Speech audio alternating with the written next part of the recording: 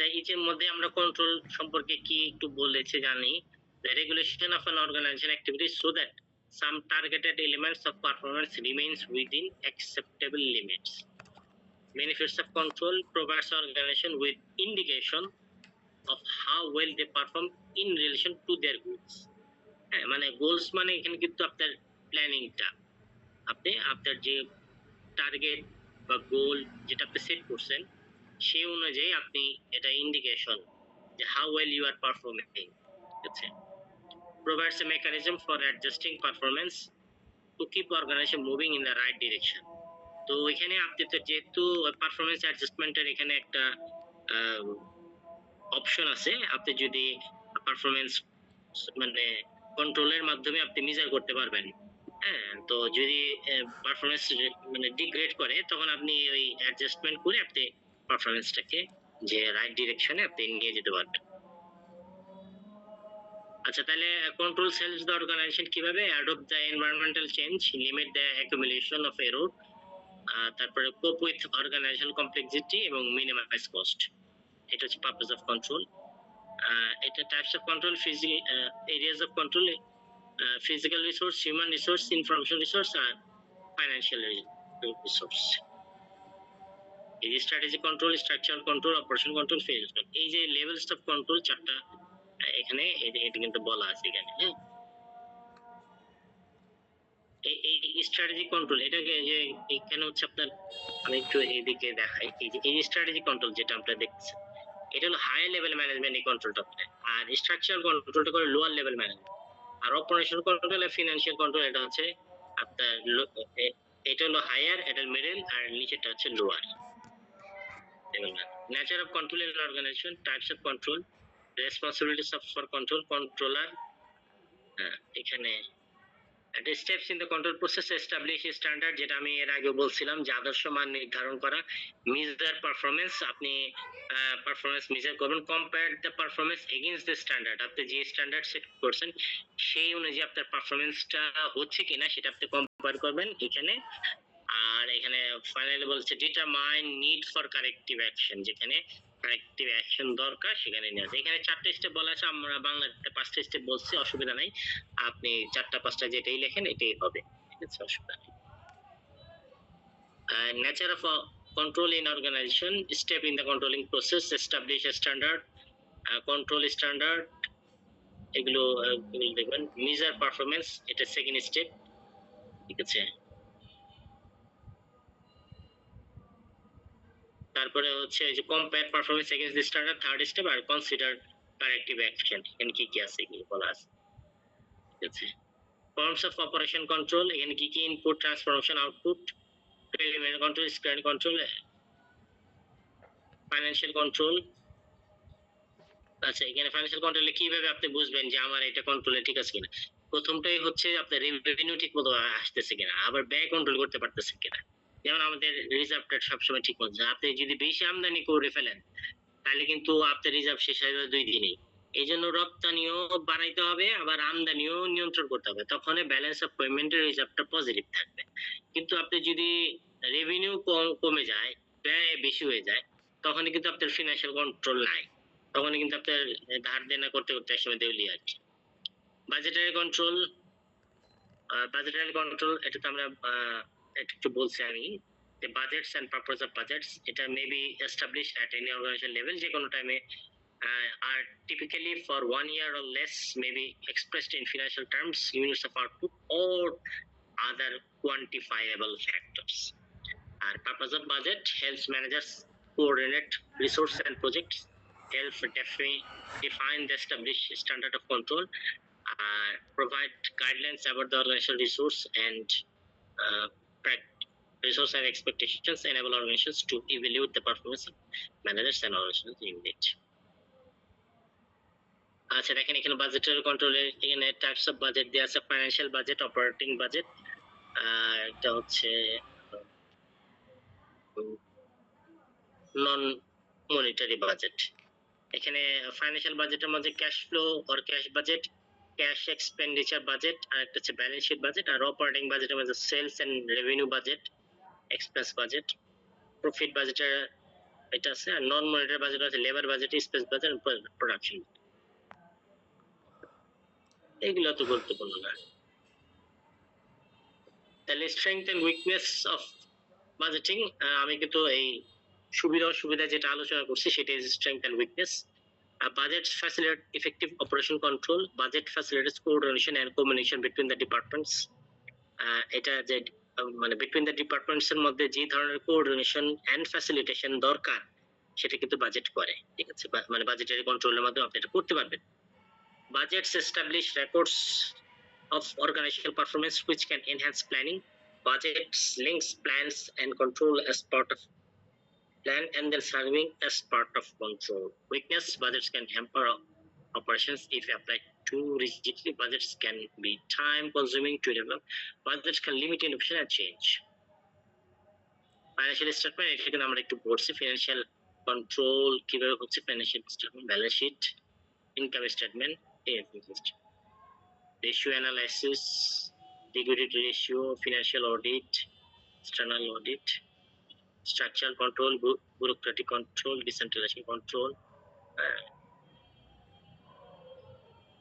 এই যে দেখেন এখানে একটা অর্গানাইজেশনাল কন্ট্রোলের একটা চার্ট দেওয়া আছে। একটা হচ্ছে এমপ্লয়ি কমপ্লায়েন্স আর এমপ্লয়ি কমিটমেন্ট, এটা হলো bureaucratic control.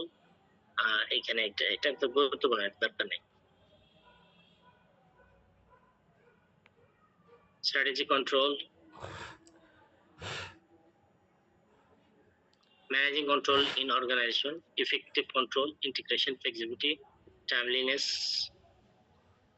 resistance to control due to, মানে রেসিস্ট্যান্স শব্দের অর্থ হচ্ছে অনিচ্ছা বা রিল্যাক্টেন্ট। হ্যাঁ, অনেকে এই কন্ট্রোলটাকে অপছন্দ করে। কেন অপছন্দ করে? অনেক সময় এখানে ওভার কন্ট্রোল হয়ে যায়। inappropriate focus, rewards for inefficiency, too much accountability, এটা অনেকেরই পছন্দ না। এই জন্য এই কন্ট্রোলটা মাঝে মাঝে অসুবিধা আর কি বলতে পারেন। ওভারকামিং রেসিস্ট্যান্স টু কন্ট্রোল কিভাবে করবেন? By overcome designing control integrated with organizational planning and align with goals and standard, creating flexible, accurate, timely and objective controls, avoiding over control in the implementation of control, এটা over কন্ট্রোলটা সবসময় avoid করতে হয়।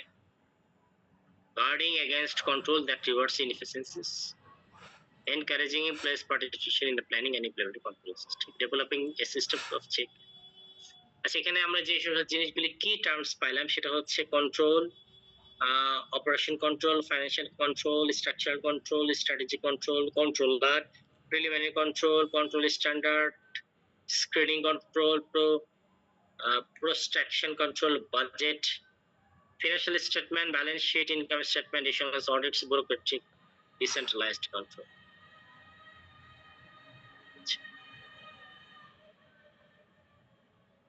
আচ্ছা দেখেন, আপনাদের এই কোথাও কোনো বোঝার অসুবিধা থাকলে একটু বলতে পারেন। দেখেন তাহলে আমরা আজকের স্টাডি থেকে কি কি শিখলাম?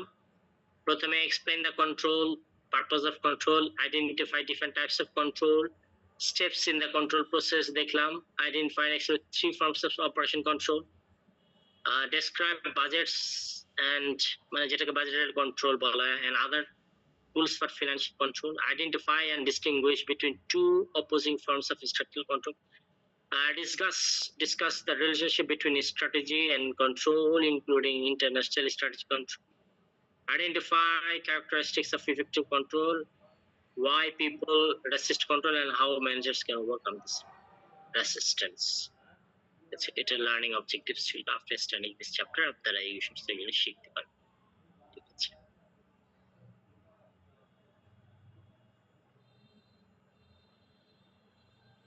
আচ্ছা এই আমি তো আপনাদেরকে শীটগুলি দিয়ে দিচ্ছি, তো আপনারা একটু পড়াশোনা করে কারো কোথায় কোনো অসুবিধা থাকলে আপনারা আমাকে জানাতে পারবেন। হ্যাঁ, আমরা এই আরো 3-4টা ক্লাস হইলে আমাদের মানে কোর্সটা কমপ্লিট হইলে আমরা এখন এইটা হচ্ছে মেমোরাইজ করার প্রথম ইজিয়েস্ট ওয়ে যেটা আমরা ফলো করি বা সবাইকে বলি, প্রথমে আপনি নিজে নিজে চিন্তা করবেন। হ্যাঁ, প্রথমে আপনি নিজে নিজে চিন্তা করবেন যে ধরেন আমি আজকে বাজেটারি কন্ট্রোলের সুবিধা অসুবিধা পড়ে না, ঠিক আছে? তো জি। এইটা বাজেটারি কন্ট্রোলটা কি আপনি প্রথমে বুঝলেন, হ্যাঁ? তো বুঝে আপনি প্রথমে জি। এর কি কি সুবিধা আছে নিজে নিজে চিন্তা করে আগে কিছু লিখবেন। লিখে আপনি আহ এরপরে বইয়ের সাথে মিলাবেন যে বই থেকে কয়টা পয়েন্ট আছে আপনার কয়টা পয়েন্ট লিখছেন। তাইলে ধরেন আপনি তো প্রথমে বইয়ে 15টা পয়েন্ট থাকলে আপনি তো 15টা লিখতে পারবেন। কারণ ওরা তো অনেকদিন চিন্তা করে করে এই জিনিসগুলো একটা একটা করে বাই করছে। আপনি তো মাত্র চিন্তা করা শুরু করলেন। আপনার 5টা পয়েন্ট হইল। তো আপনি আরো ওইখান থেকে 10টা পয়েন্ট আপনি এড করবেন। যে ঠিক আছে এই জিনিসগুলো হইতে পারে। যেটাকে আপনি add পরে 15টা জিনিস আপনি মানে একটু চর্চা করলেন। এই 15টা থেকে যদি আপনার 10টা আপনি মনে থাকে বা পরীক্ষার খাতায় লিখতে পারেন, ইটস এনাফ, মানে হয়ে গেছে। ঠিক আছে? এই ইট ইজ দ্য মানে ওয়ান সোর্স অফ আমি যেটা তার মানে এটা গ্রাজুয়ালি জিনিসগুলোকে আস্তে আস্তে গ্রাজুয়ালি, হ্যাঁ, এটা মানে লেখাপড়া জিনিসটাই কিন্তু গ্রাজুয়ালি, এটা কিন্তু ওভারনাইট ইজ নট পসিবল। জি। যে কোনো জিনিসই, নট অনলি লেখাপড়া। আপনি মানে খেলতে যাবেন, আজকে ক্রিকেট খেলবেন, আপনি জি। প্রথম বলেই 6 মারতে পারবেন? না। কখনোই possible না। আপনি প্রথমে অনেকে দেখি যে ব্যাটই ধরতে পারে না, মানে আমরা যেখানে যে ব্যাটই ধরতে পারে না। ব্যাট ধরলে শিখলেন, তারপরে দেখবেন যে প্রথমে তো ব্যাটে বলে হবেই না, বল করছে ব্যাটে লাগেই না, গেলেন এভাবে কয়েকদিন প্র্যাকটিস করতে করতে একসময় যে আপনি দেখবেন যে 6 মারতে হবে। ঠিক একইভাবে পড়াশোনাটাও পরীক্ষার আগের দিন পড়লে কিন্তু আপনি কিছু লিখতে পারবেন না। এই প্রতিদিন চর্চা করতে করতে আজকে দিয়ে দিলাম, করতে করতে লিখতে লিখতে এক সময় দেখবেন যে আপনি কোর্স শেষে বা পরীক্ষার সময় আপনার এটা ফুল মানে আত্মস্থ বা প্রটস্থ বা যাই বলেন, it is in your control.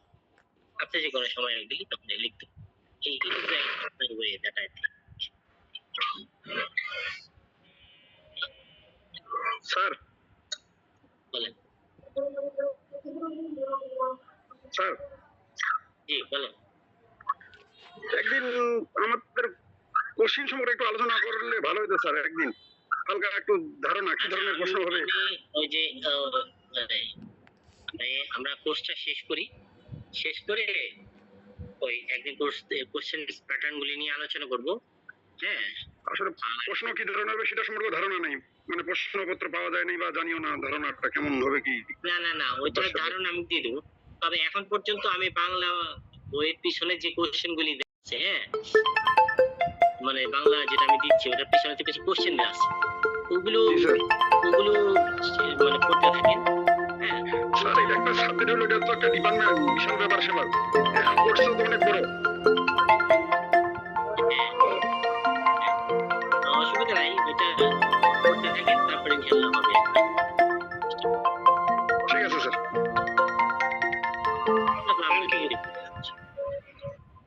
আচ্ছা ঠিক আছে, ওই যে আপনাদের মোটামুটি টাইম শেষ হয়ে যাওয়ার আজান দিয়ে দিচ্ছি। Thank you very much. ঠিক আছে, তাহলে ইনশাল্লাহ ভালো থাকেন, সুস্থ থাকেন। পরে শুক্রবার দিন আমার এই 7:30টায় আমি কিন্তু